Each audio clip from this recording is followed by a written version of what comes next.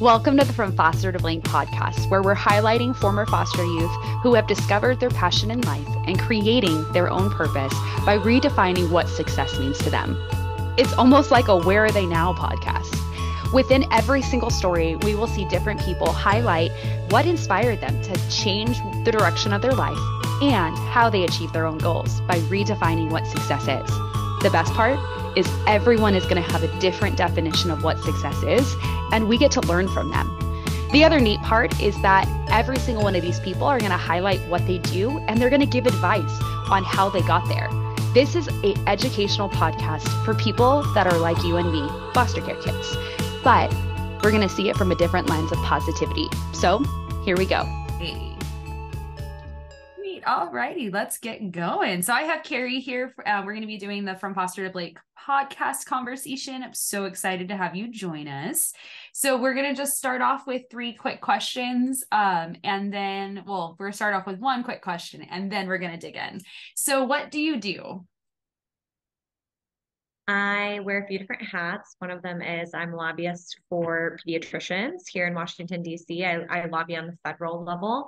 And when I'm not lobbying, I run the organization Unbelievably Resilient, which is completely made up of people who are in the foster care system, who are now sharing their testimonies of moving from trauma to triumph to empower other young people in the system and educate parents and professionals. Love that. Okay. So wow. Okay. So what is the name of that organization again? Unbelievably Resilient. Unbelievably Resilient. I like that. Okay. That's really neat. Awesome. Okay. How do you define success?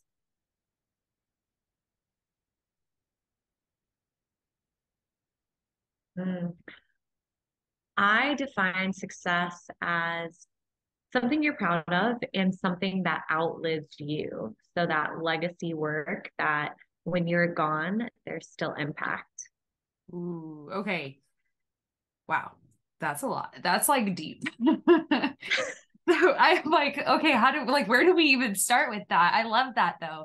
Okay. So let's first start into the one that that you're proud of. I think, we often hear success as like the money, the cars and things like that, but you're saying legacy and something that you're proud of. So how do you determine that you'd stamp your name on that?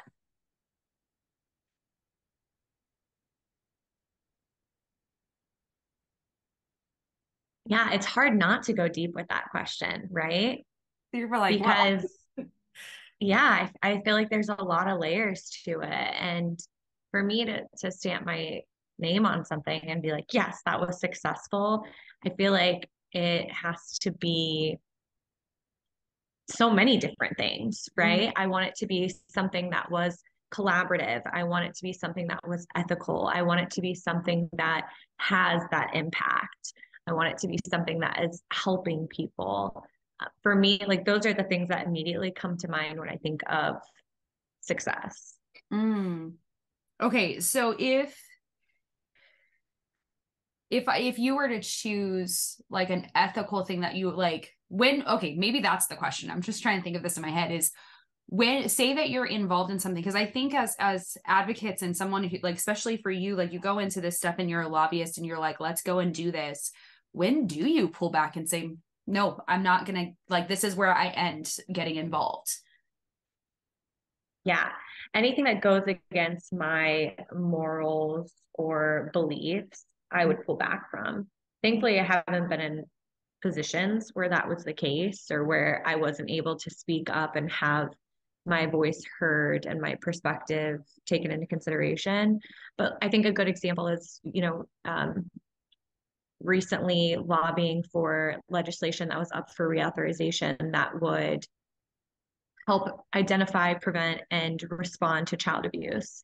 Mm-hmm. And one of the pieces that was really important to me personally and from an organizational perspective that was included was amending that legislation to include a provision that people with lived experience need to be a part of conversations for program development, for any implementation of programs when it comes to these issues, right? That when people with lived experience are at the table, then you're amplifying solutions and programs and services that really are meant to be responding to the problems that those people have uniquely experienced. So like having that provision then included in the draft was huge. That was success. Yeah. And that was a collaborative process. That was something that was like, I believe that is like something that will serve the greater good in preventing child abuse and responding to child abuse. And it's something that will outlive me. Right. So that's something where I look at that and I'm like, that was success. Yeah. Yeah, and it's interesting because a lot of people, I mean, we do a lot of things because of our own experience in some way or another to say like we want to get involved with that. We want to be the live voice that someone can hear. But often I just keep hearing over and over and over again in our community where it was like, well, I've never been offered a seat at the table. And so it's so unique that you went through and you were like, hold on, stop. Like, we got to add this in. Like, this needs to be a part of this legislator, legislation, not just like, go do all these great things, but it's like, pause. Like, this voice needs to come through. And it shouldn't just be people who may have experienced it from one side. It needs to be from the other side as well. Because I think foster youth voices get lost often. And we see a lot of parents out there, which is great, but we don't see a lot of foster youth out there. So if someone were to be bringing those voices in, what are some things that you would say like, hey, these are some needs that you have to address these to ensure that these voices are heard? Yeah. Well, and I think it's interesting. And you're saying we hear that parent voice, but not the foster youth voice, which I think like maybe do you mean the foster parent voice and the adoptive parent voice? Because what we really don't hear a lot of is the birth parent voice. Yeah.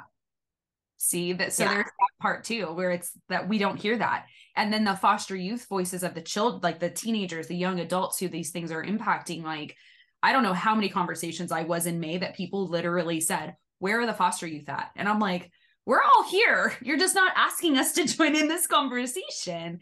And like, that was a question I asked. I was like, what steps were done to bring them in? And they were like, well, we meant to. And I'm like, that's the problem, is that you're not bringing the people in to this room. So how do we do that effectively? And bio parents is a big part of this that we're not bringing in. So how can we lobby to get that in? Yeah, I mean,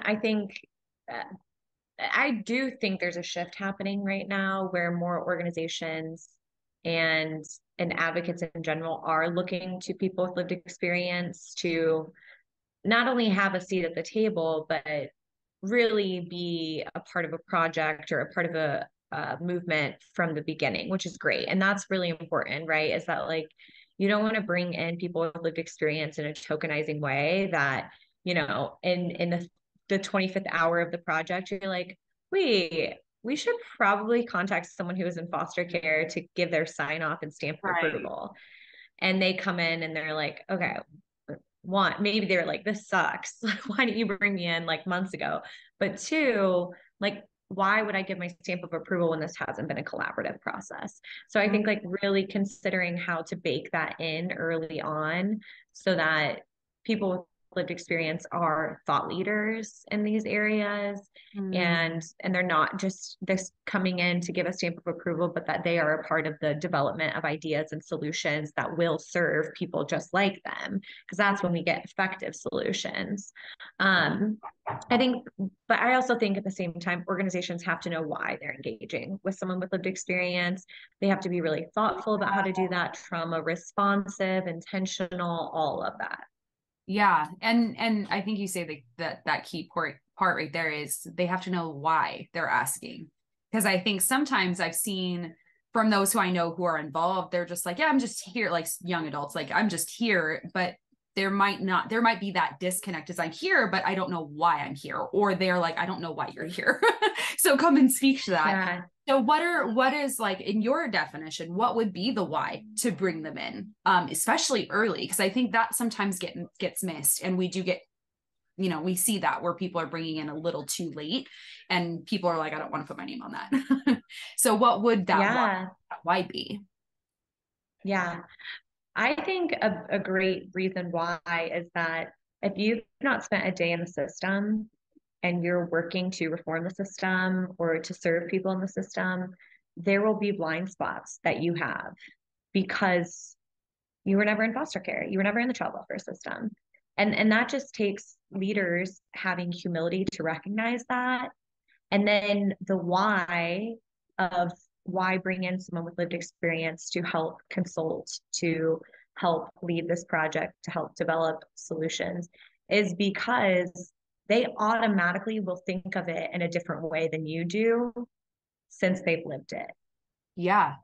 Okay. I like that. And I think sometimes there's some scary parts of bringing in someone else to, we all have a heart for something and we all have like our baby project where like, that's our baby. And it's scary to have someone come in and be like, hey, no, that's not what I want.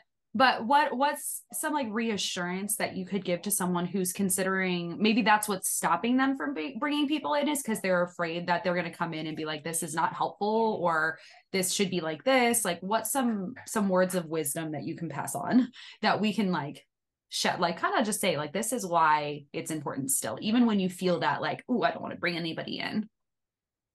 Yeah. I mean, I think a lot of it goes to outcomes and taking a step back, looking at the system. It's not shrinking. The system is a monster that continues to be fed. And I saw this political campaign recently that was like, if we looked at a lot of the members of Congress and we looked at their track records like we do SEC coaches, a lot of them would have been fired a long time ago. And I honestly feel the same way about the system is that if we looked at, system leaders and we really looked at the outcomes of young people transitioning out of the system, the number of kids still coming into the system, all of these numbers are not great representation of the way that things have been done for decades. And so my encouragement to someone who maybe is on the edge about bringing in people with lived experience to help with their projects or their work is do something different. If you keep getting the same results, why are you doing the same thing? It's time to do something differently. It's time to bring in new thought leaders who have fresh ideas, and especially people who have gone through the system because they're going to deliver you the user-centered ideas, right? Because they were the user. Yeah. And so it's like when you're doing product testing, you're not going to bring in somebody who never wears makeup to try out your foundation and give a review on it. They're going to have no idea if it's cakey, if it's smooth, if it's going to be long lasting, if it's not, you know what I mean? It's right. The same thing here is what we're talking, Yeah. It's like smudged all. They're like, it looks perfect. And you're like, no, yeah. It's like 3 shades too dark. And they're like, I love it. And you're like, oh my gosh. Our poor friends who are makeup artists are like, oh my goodness, no. Like, and that's, it's like, no, you do. You're right. You bring in the right people. And I think that there's a definition, they call it insanity, is doing the same thing over and over again and expecting different results. It's like, that's insane. Like, why would we do that? And our numbers do show really negatively. And I think one of the big things through this podcast that I'm learning, almost everyone has said in one way or another that like, we only define success by degrees. We don't define success for foster youth in any other way. But we also don't look at the system and say it's failing and being honest. Like, hey guys, we're not doing something right because we keep trying to do the same thing over and over and over again. And I know so many people out there who are like, let's partner together as organizations to go further. We can do great things on our own, but when we partner together and say, hey, this does not work, but if we partner together and push forward, we're going to go a lot farther, a lot faster, and a lot stronger. But we keep doing the same things over and over again. And we're like, oh, well, it's just the system. It's just broken. It's like, but we could fix it. So, and I feel bad because I think our child welfare professionals get a lot of heat and the system gets a lot of heat and they're always being criticized. And I know that must be extremely exhausting for them. Oh, absolutely. And so it's like, I recognize the effort and I recognize the intent, but intent and impact are very different. And if you have good intent, but the impact is not good, then let's have a real honest, humble conversation about things that need to change. Yes. Because there's so many conversations that it kind of comes back to like what I heard in high school and people have misunderstood it. My high school counselor told me once, like, he was just like, you're a statistic, because he listened to statistics. He's like, I'm not going to help you. There's no point.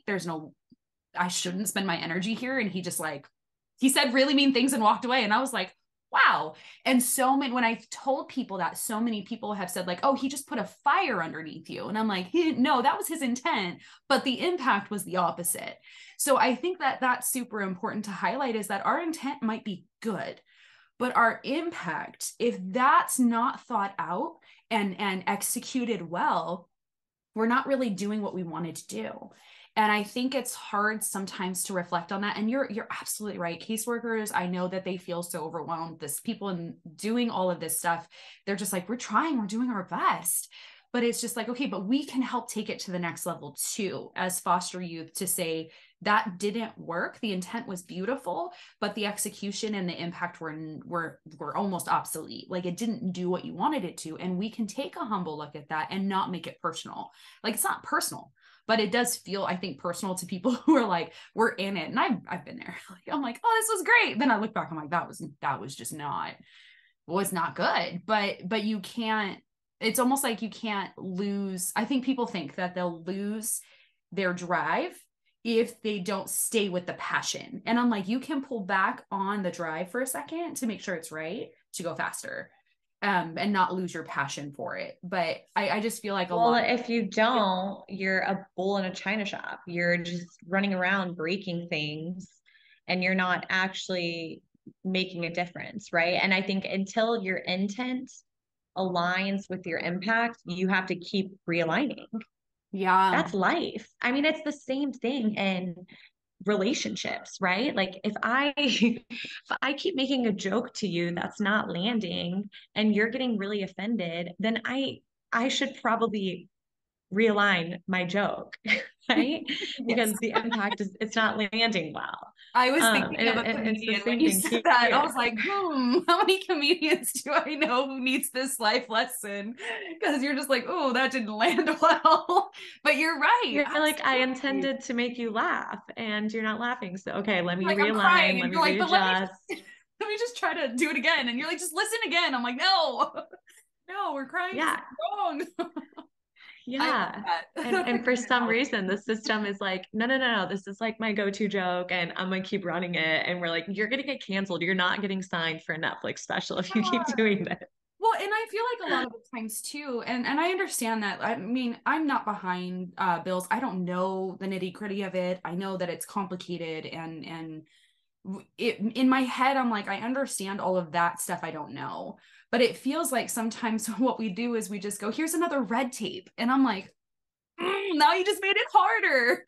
And there's so many older foster youth who still need that love and support, even when they're over the age of 24, because a lot of services cut off at 24. And then it's like, if you want to get a service or you want to get assistance or help or mentorship or whatever you're looking at, it's almost like you have to jump through all these hoops just to prove it. And that's like, why am I going to do that if I'm just going to get rejected again? And I think sometimes that's what happens, is that we keep building these bills or these things. And it's like, here's another red tape. Here's another red tape. And all of us are just like, this isn't really helping. This is actually hurting more of the people coming below us, because they're trying to access this stuff and they can't because they don't meet this new criteria. I know in California specifically, they've changed a lot of the program structuring so that anyone, even in foster care for one day, they were able to access resources, but they lose out on so many of the other resources because they're not, after 12 or after 13 or after 16 in foster care. And then they haven't been in this long, or they're not in this between this age and that age. They're not enrolled in school. They're not tapped into this resource or have a case. And so it becomes frustrating on the other side, where it's like, well, that doesn't help. So I love that you bring that up. And that's a hard thing to hear, I think, sometimes too, because we want to do good, even us as people who have been through the foster care system. I think we have a good intent, but sometimes we lose that too, as we're like, oh, it didn't land. And so if we're facing that, yes, bringing in the voices, that's a great start. But what would be the start for someone who is reevaluating that, outside of just bringing in the voices to say, like, here's how this works? Like, what are some things that they can kind of go back and say, like, okay, this isn't needed? Like, how do you evaluate that? No, it's as simple as listening to the people you're serving and being in close relationship to them, like getting out behind your desk and getting into the communities you're trying to serve.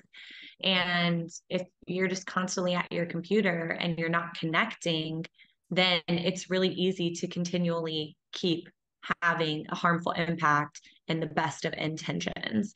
And I recently, one of my friends, he was working in the child welfare field, started really learning and listening from people with lived experience who had gone through the system, and not just former foster youth, but he was talking to birth parents, he was talking to kinship caregivers.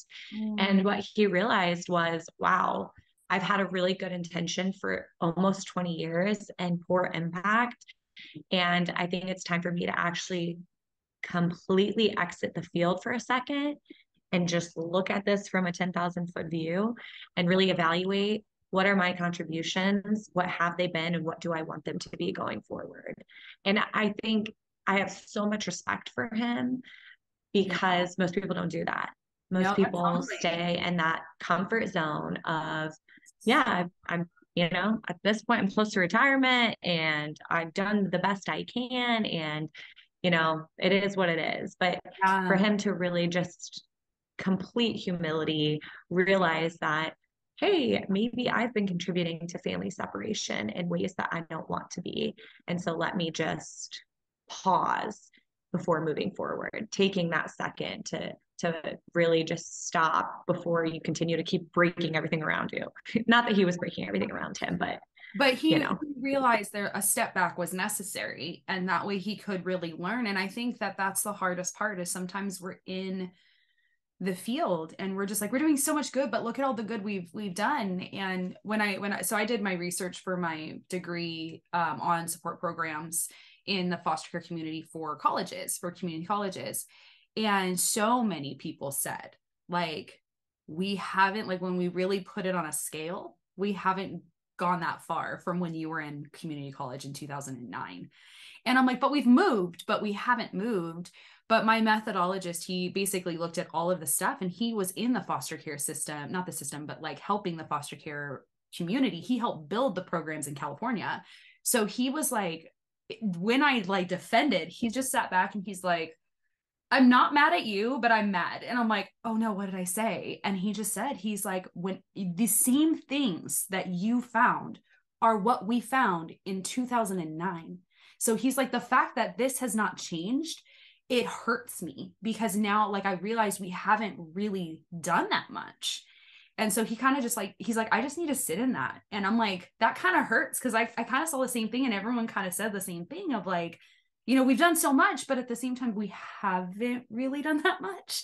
And I think it's because sometimes we're not willing to take that step back and kind of say like, hey, what am I doing that's not allowing this to move forward? Am I coming in and doing just red taping, or am I coming in and actually trying to progress this forward?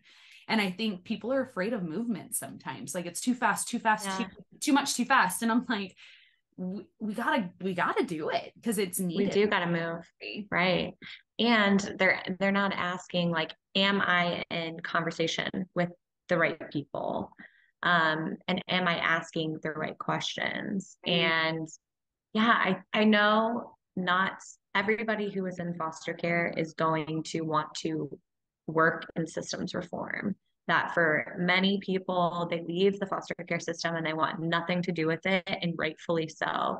But for me, sitting in my seat, looking at the stories of people who are in the system now, and it's so close to my own, it feels like a disservice to not do something. Absolutely. To not try and change the repetitive cycle that is the foster care system, and that is the mistreatment that happens in the system.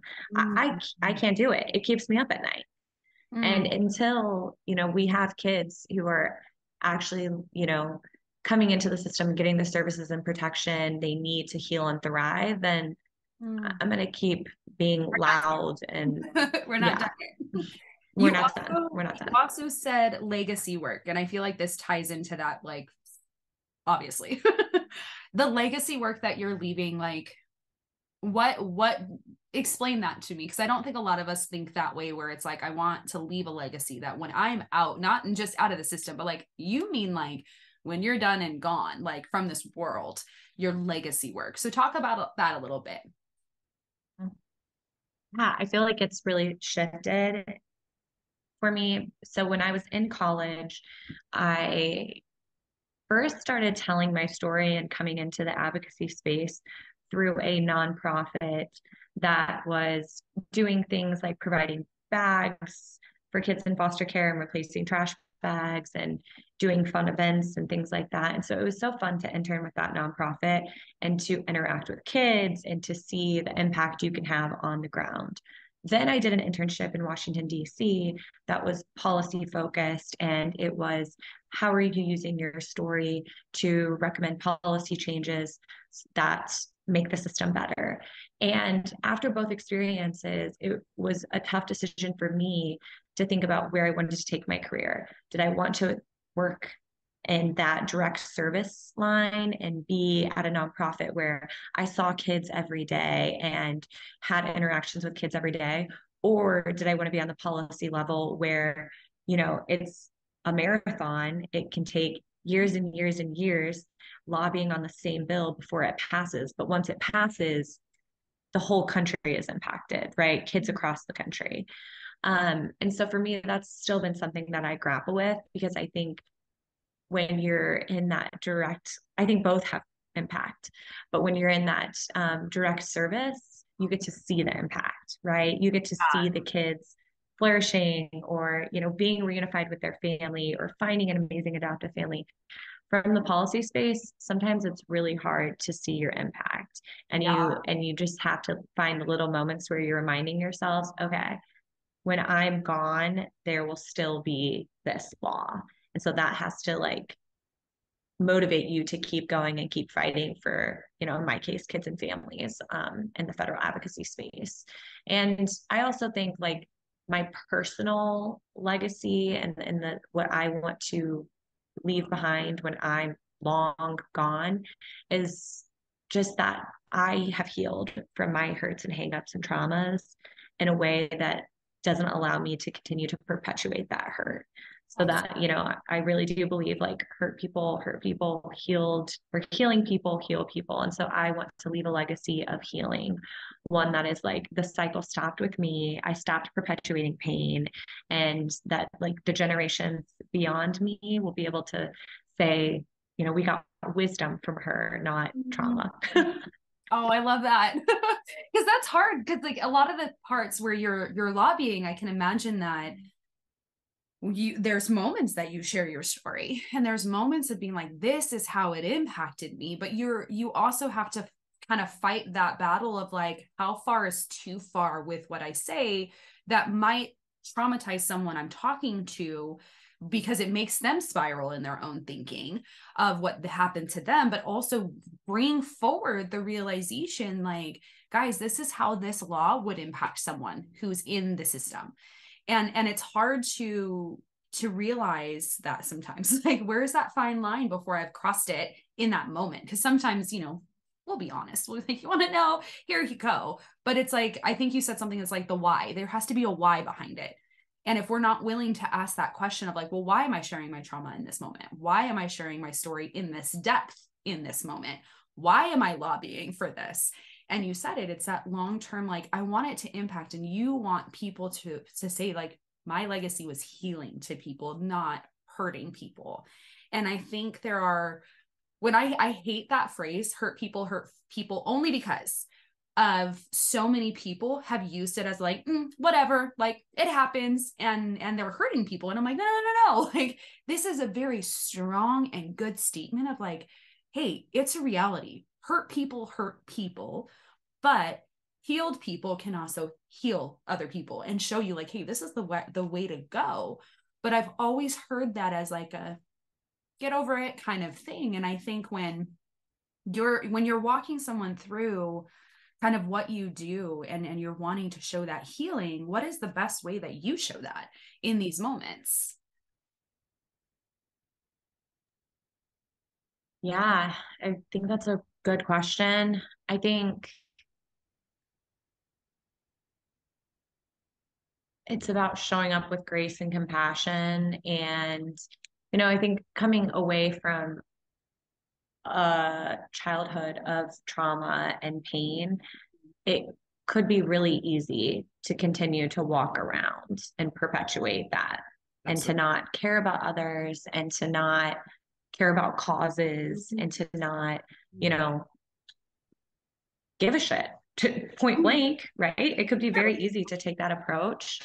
And for me, I want to have interactions that are like filled with grace. And I want to be able to look at, my own story and my birth family, and see where like they were trying the best they could, and like understand that there's forgiveness there, and that hopefully I'm able to live my life in a way and share my story in a way that creates more compassion and grace for other people, and that creates more compassionate communities in general, and more caring communities. Like, I think, we and America is an amazing country, but I do think we have seriously lost the desire to help our neighbors, to help our communities, that we've overly romanticized the American dream to where it's like, if you see someone struggling, it's so easy to write it off and say, well, this successful person was able to pull themselves up from their bootstraps, so that single mother should be able to too, or that poor family should figure it out on their own. Or and we've lost that like mentality that it takes a village to raise a child, and how are we like hand in hand with one another. That's sort of what I mean by I want to be in communities where like healing is a priority, where I'm helping contribute to healing, where I am linking hands with my neighbors. Absolutely. Because I think that I don't think a lot of people, it's hard. I'm also like in the background looking up a statistic of why people end up in foster care. And I want to make sure I say it right. But what you were saying, like, sometimes it's the single mom and people are like, well, she can just pick herself up. She can just figure it out. And we have lost so much of helping people. And I think we look at everything as a lens of like, well, why'd you get there? Like, you can get yourself out. Yeah. And I think that actually, I was talking to a few people, and especially like foster parents, who have said like, the bio family gets lost to the ones who are actually trying. Like, yeah, there are going to be those bio families who don't give a flying anything. And they're just like, yeah, take my kids, cool, whatever, see you later, I'm just going to have more. Like, that's parts of my family. But there are those parents who are like actively trying to do everything, and they for some reason they have been hit with horrible caseworkers, horrible system. They're just in a really crappy area, and the system is like, every red tape that you can imagine is on top of them, and they're trying to get themselves out of it, and they just needed help. And that is where I think we look at the bio family and we're just like, oh, well, you screwed up, like, you should lose your kids. Can you talk from, because you bring that up, and I think I don't know a lot about that because I didn't have a lot of that on my side, so I'm like, I can't speak to that, but you work with individuals who experience this. So from a bio standpoint, for bio families, what is that journey like for them when they're really trying? Like, what are some of the things that they've experienced to where it's held them up or it's hurt them, and like what's kind of being done to help raise their voices up too? Yeah. And I think that maybe the statistic you're looking for is that 74-76% of cases where kids are removed from their families is neglect. It's not abuse, it falls under neglect. And now when we're looking really closely at those cases of neglect, there's findings that like a good amount of time, neglect is getting mixed up with poverty. And it's not that it's willful neglect, it's that families don't have access to resources, so then they're losing their kids. And when I say don't have access to resources, I mean a single mom who has 2 kids and has to choose if she's going to leave those 2 kids home alone while she goes to her night shift, or if she's going to hire a babysitter to make her night shift, but then not be able to cover rent, still be short on rent because childcare is so expensive. And so, it's, would you rather? Neither of those 2 choices are good options. And in both choices, that mother is still probably a good chance going to have CPS called on her for, especially if she's Black or brown. That is just the honest truth about it. Yeah. And so, I mean, I think it's a real struggle for birth families. I also see cases where like it's, a mom who's in a domestic violence relationship is trying to get herself out and ends up losing her kid, where, why not help both the mom and the child and help that child stay in connection with their mother who loves them dearly, but who just needs some help. And there's a slam poet on our team. Her name is literally Slam. And she does this piece where she talks about like, why do we have to wait for it to get so bad? Why do we have to wait for it to get to the point of like, oh, no, you deserve to lose your child.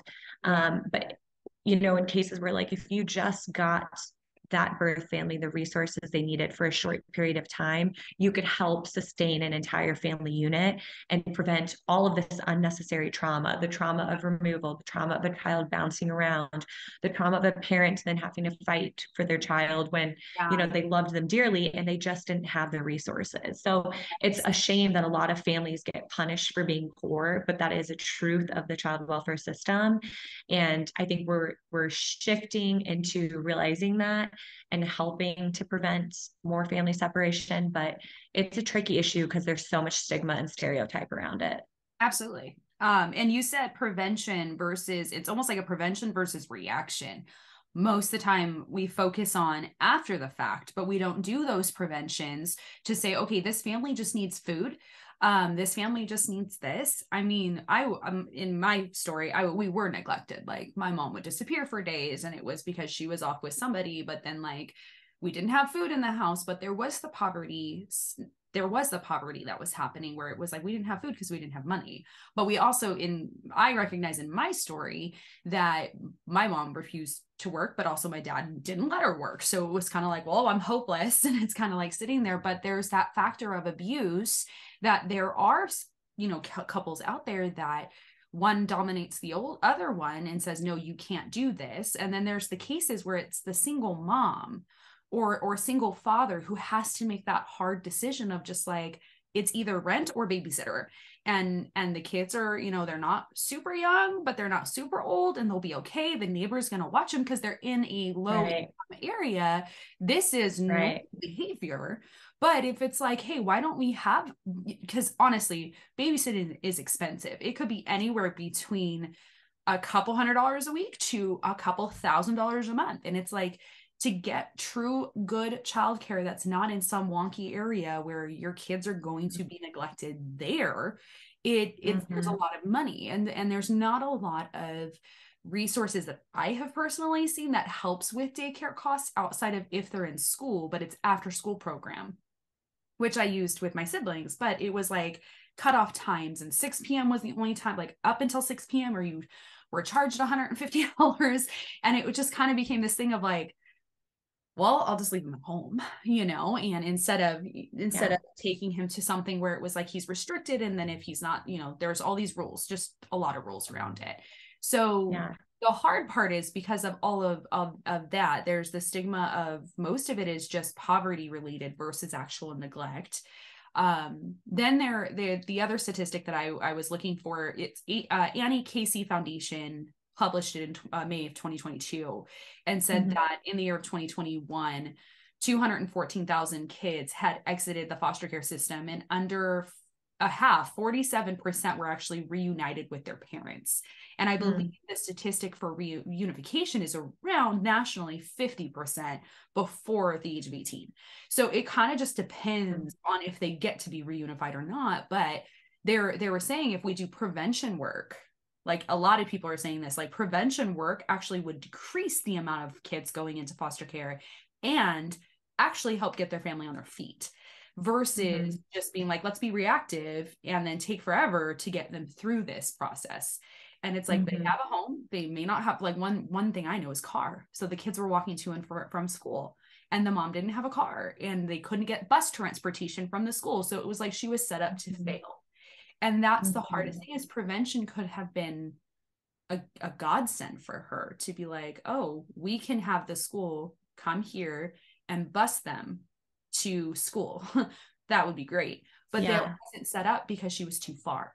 So it's like, absolutely agree with that. I like the prevention. Yeah. And there's this, I heard this recently at like a reception where they had birth parents speak, and they talked about how Indiana has reduced the number of kids in their system by like, I want to say it was like almost 80%, like an insane amount. And it's because they're leaning into preventative work and really, really tangible stuff. Like they had a mom who her car only fit like 3 out of 5 of the kids. So she was having to leave 2 kids home alone while she drove the first 3 to school, then coming back and getting the second 2, and like how that caused issues. And there was a report because the kids were home alone while she was driving the other kids. And they just bought her a van. There you go. You've now taken care of like this huge issue where then people were like calling CPS on her instead of just having a conversation like, what is it that you need? Like, how can we help you? That's what I mean when we've really lost the community mindset and the compassion, that it's so much like, when did everyone have to become like these intense, like punitive hall monitors versus like loving neighbors? Yes. And it's hard because I've seen this even organizational standpoint, from a church standpoint, from everywhere, where it's like, well, and I mean, I heard this when I took in my siblings, but someone had said like, you know, why should I help? You have teenagers, they can go work. And there's so many things that people don't realize is you can't just make a 14-year-old go work when they have to go to school. Just let's throw that out there. But I've heard a lot of even, you know, bio family, foster families, is that there are some places, some organizations, some churches that are really helpful, really beneficial to partner with and helps them. But then there's other people when that they do ask for help, they get so many like pushbacks, they get conversations of like, how dare you ask for this? You get money from being a foster parent, or you can go get food stamps. And I don't think that people really understand that there are things that people won't qualify for sometimes. And that's like, let's just be people helping people. And go back to like, I think I missed that. Like when we were like, what, 15, 20 years ago? I'm like, man, we were probably like 13, 10, maybe 9 or whatever. But there was more care for neighbors, helping neighbors. You could go to your neighbor's house and ask for sugar and they weren't going to call CPS on you. But you know, when I was in high school, that was actually, we asked for milk and the neighbor called CPS and said, you know, they asked for milk. And I'm like, it was one time that I asked for milk. And it was just like when did this shift happen? And it really, like, I don't have the answer for that, but it is that we need to go back to people helping people. And then and like, and in your case, like you said you guys needed to be removed and that like it was a case of neglect. And so like in that case, like wouldn't it be, you know, like I just feel like maybe a neighbor could have try to bring you guys dinner and really understand the dynamics. I think that's what, you know, it's not so black and white. It's not like, oh, everyone needs to stop calling CPS. And it's not like, right. It's just like having discernment. Like, I think it's interesting, like having CPS, it creates this like bystander effect where like people are just like, well, I'm just going to call CPS and they're going to handle it. And they don't feel any like accountability to contribute to that family or to ask them if they're okay, or to be a loving neighbor, to like tap into that. It takes a village to raise a child mindset. It's just too easy to put it off onto the system, but the system's so overburdened and overwhelmed. So yeah, absolutely. And if we could do more of that prevention work, we wouldn't have it as overwhelmed. But there are so many moments where in at least for my situation, where people stopped calling and they were just like, oh, it's a poverty thing. Like, oh, their dad's just not making enough money. And like, oh, they have, you know, girls are wearing boys' clothes because that's what they're passing down. But look, there's holes and stains and shoes and like holes in their shoes. And they, you know, they're really skinny and like they look like they're really hungry and they're saying that they haven't eaten. And, you know, they're saying, you know, we had a few situations where we would say what abuse was happening and people were like, oh, that's just what happens, and like walked away. And it was more of, and I think you're right. I think what it goes back down to is just like that, ooh, don't tell me that because I don't want to be accountable for it. And we're not asking for you to be accountable. We're asking you partner with us in this prevention to say, if we could step in and help, maybe that could relieve a burden for someone who is in poverty, and not assume that they're just neglecting their kids to neglect their kids. And then that would release the system from being so overwhelmed to actually help those families that are in abuse and neglect, and help those kids out of a horrible situation. Because it just is a domino effect of things that are happening. But that's that's good to think on. And it's hard to hear, because sometimes I'm like, it's easier just to make a phone call and walk away. But it's harder to build a relationship with someone and just be like, hey, I'm going to send you food. And it's so easy. We have Grubhub. Like, we could literally send it across the country. I've done it. And I'm just like, literally, here you go. And it's that way. But I think it is a self-reflection that we need to do as a whole, and just kind of say, like, how can we be the person to step in and just offer food? Because we can justify it to help someone across the world, but we won't justify it for the people in our own backyard. And I think that's what gets me. And I think I know why, but at the same time, I'm like, I don't understand why we've justified that is okay. And that's hard to see. I've been in rooms where they're like, I will help someone overseas, but I will not help you. And I'm like, oh, okay, bye. Like, we're not friends now. But it was hard, because it's just like, I am the person who needs the help, and I'm not just taking advantage by asking for help. Like, I'm overwhelmed. Yeah. Good. I think that prevention work is so important. And I do see that shift. A lot of organizations are shifting to that prevention work. And I think that is so powerful, because that's what we need. That, and we need people to continuously focus on, like, what can we do to prevent this from happening, not just mask everybody under it and say, here you go.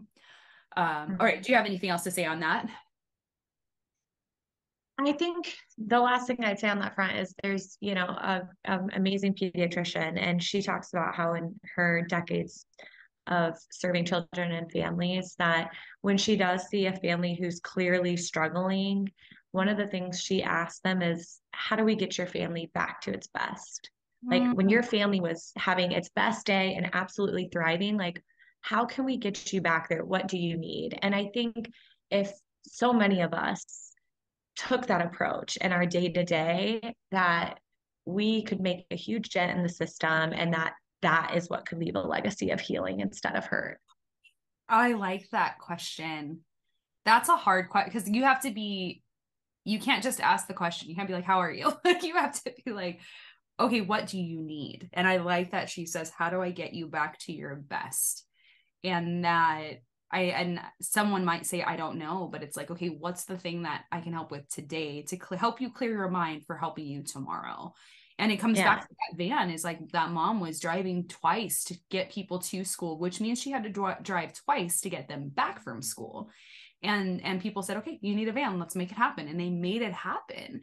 And that's going to help her longer than just being like, oh, well, let's take your kids, or like, oh, let's condemn you for not having a bigger vehicle. Like, that does nothing but saying, okay, how do we get you back to your best? It's getting you a van. Done. Let's make it happen. Like, I want to throw money at that, because that, like, it's so much cheaper too, just to get a van. Well, it's not so much cheaper than putting him in the foster. In the long run. Yeah. It's so much cheaper. I love that. And then you did bring up too, and I think this is something that I would love for you to highlight. Can you define the difference between what poverty is and neglect is, from like a legislation standpoint? Yeah. So I think there is an important distinction, that there are circumstances of poverty that lead to cases of neglect. And so circumstances of poverty where you can't afford to feed your family, where you can't afford childcare, so you're leaving them home alone, where you can't afford electricity, so your kids don't have access to be hygienic, things like that. And there's a difference between neglect and willful neglect. And so the willful neglect is when you have cases where it's very much a parent is choosing XYZ over caring for their child. And that happens. And that's what you said, in your case, was your mother was leaving you all and choosing XYZ over caring for you and stepping into her parental responsibilities. But in many, many, many cases, more than most people think, a parent is not choosing to willfully neglect their child. They just do not have the resources. So does that help in sort of differentiating? Because I think people automatically think that poverty is just like you just don't make enough and you can't afford anything. And it's just like sometimes it's like you barely make enough. And one setback, one tire blow, one car issue, yes, it sets you off for months and it hits everything. And that's where I don't think people understand it's more than just financial. Like it's not always that you are poor and you're living on the street. It's like you're barely getting by paycheck to paycheck. And then something happens, you miss a shift at work and suddenly it sets you off for not being able to pay electricity. And that's something that it's not purposely being caused. And I do think there is a stigma that people think that foster care happens because the parent is on drugs and or is an alcoholic or physically abusive. But that statistic, you said it was 74% was 74 or 76. But yeah, so 74 or 76% neglect. And it's not always on purpose. It's sometimes it's we're just like, we got to do what we got to do. But once a case opens, the hard part is a lot of people don't realize is like you could be getting everything you need to do and you're good now. But once that foster care case opens, any additional call is a big blow because it's, you could literally step out to go get your mailbox or your mail from your mailbox and CPS knocks on the door and the kid answers it and like, where's your mom? Oh, she's gone. And all of a sudden they're back in and this, and it's just this spiral of and it's depressing, honestly, being someone who has to deal with the CPS system all the time as the bio parent, that has to be exhausting when you are doing everything that you can. And put into situations where we do know that there are good caseworkers and bad caseworkers. We know that. And it's hard because that's where it's like, how do you, I just have questions. I'm always like, when someone, I'm like, I just need to ask you questions because how do you get to that point of just being horrible? I don't think we'll ever have the answer for that, but I feel like there's a lot of stigma where it's like, oh, your mom or dad must have been on drugs or abusive. And it's like, well, no, like they are doing all that they can. But I love that you said, bring in the bio parents too, because there's a lot of great bio families out there too that are being affected by the foster care system that are not being listened to and are automatically like, oh, you got your kids taken away, oh, shame on you, like disposed, just completely disposed of. And I follow someone and I don't remember what her name is on Instagram, but I'm gonna link it. But she like a horrible case where things were lied about, things were said that weren't true, and she's finally gotten her kids back. But she has a really good relationship with the foster families that took in her kids. And they are like best friends now. And like, they're just like, yeah, this is an extension of my family. Like it's my tribe now. But it was just so sad to see that, like, they're like, yeah, I think she said like 1,000 something days of negative drug tests because she was never on drugs. And no, they never were able to prove it, but her kids still got taken away. It's like that stuff does happen. And what people realize is things like that happen all the time. So, okay. All the time. So we're going to go into the last question. The last question is, if someone wants to do what you do, what advice would you give them? Ooh, good question. So if in specific, like lobbying and advocating is start where you are, start in your community. How can you bring awareness to an issue that you care about in your community? How can you, go organize a fundraiser in your neighborhood? How can you write a letter to a local elected official? How can you start today and start local and work your way up to potentially advocating on the federal level? But it's, it is a marathon, not a sprint. Policy moves very slow and it requires a lot of patience. So I would just say that you got to start somewhere and go. Just do it. Go. Start. So you also said in the beginning, you said that sometimes there's that pull, you want to be in the point of, not point of person, but like you want to be in field, because that's where you kind of can see the impact.